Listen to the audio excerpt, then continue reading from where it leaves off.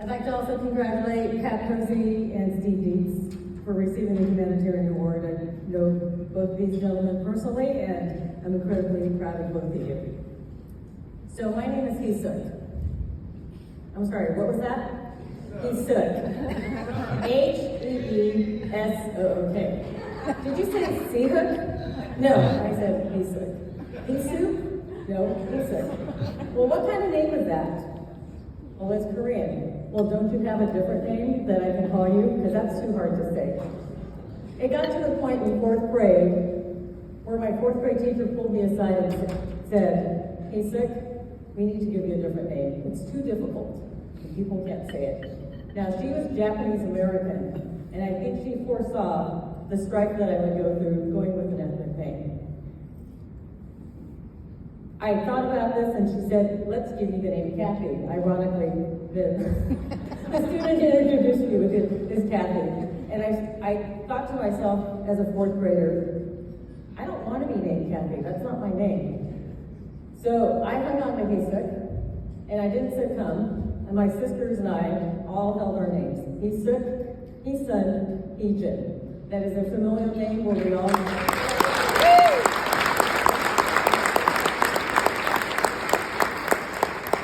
So I can probably say we have made some progress, because if I go into a Starbucks, a barista could say Hee-Sook perfectly, because the younger generation doesn't have those biases about names like we do.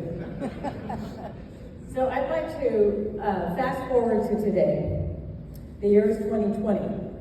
The COVID pandemic hits, and we know that everything broke loose, and our industry was tested. I was part of the board of directors for the California Baristas Association. I was the vice chair at the time. And I'm sorry that Phil Miller is not here tonight, because this man had the courage to stand up in the middle of Black Lives Matter and racial injustice, to stand up and say, hey, we need to have a conversation about this. So Ron Fong, who's the president, supported it. And we had these uncomfortable conversations with the CCEJ board. Some people didn't like it, some people were uncomfortable, but it had to be done. Fast forward to 2021, my turn as the chair of the CGA, 5th woman ever since 1898, and the first Asian American woman.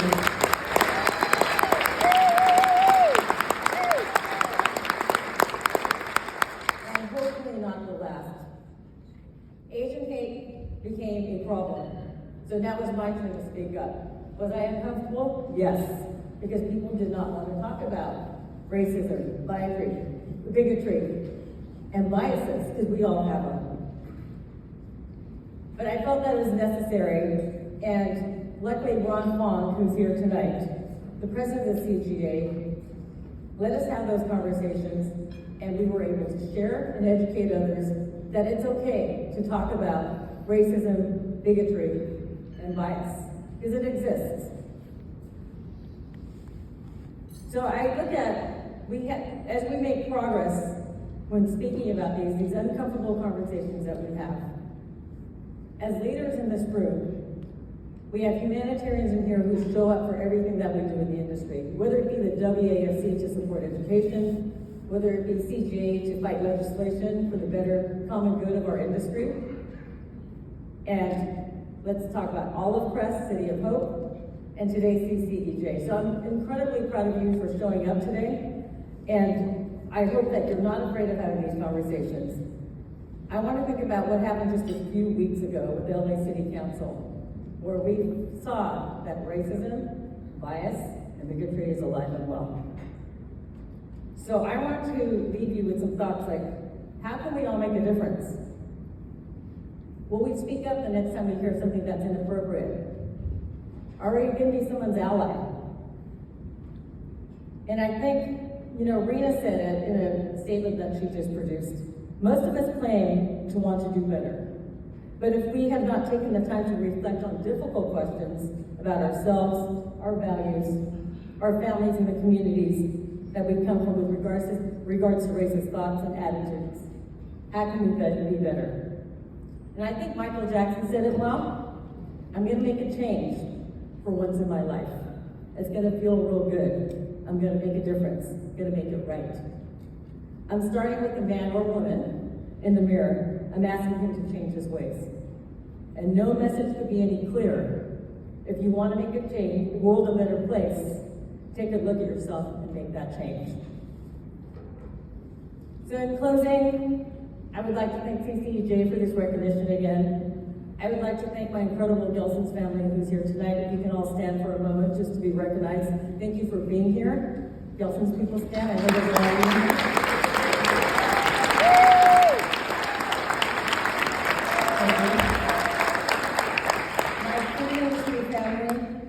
To my CJ family who flew in tonight, thank you very much. It's been an honor to serve the CGA board for the last 10 years. I am terming out this year, so I'm a little sad about it, but it's been an honor and a pleasure. Truly, you have become my family, CGA, and close to my heart. I honestly believe that we have made an impact and influenced the industry. But I have to thank CGA especially for my husband, because that's where I met him, on the board.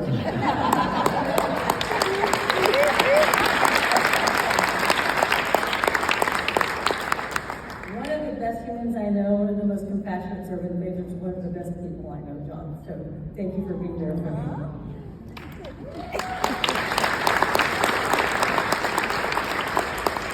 And finally, I'd like to personally thank Todd and Cassie, my stepkids, for being here. I am immensely proud of both of you, that you are true to yourselves and not being afraid of who you are. So stay that way.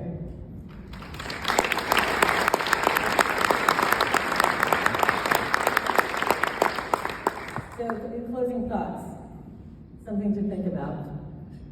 Diversity is a fact. We're all diverse in this room right now. Equity is a choice, the choices that we make to show equality to everybody and treat everybody the same. Inclusion is an action. You have to be intentional and purposeful when you want to make others feel included. And belonging is the outcome that you get when you take care of all those actions. Thank you so much, and thank you, CCEJ.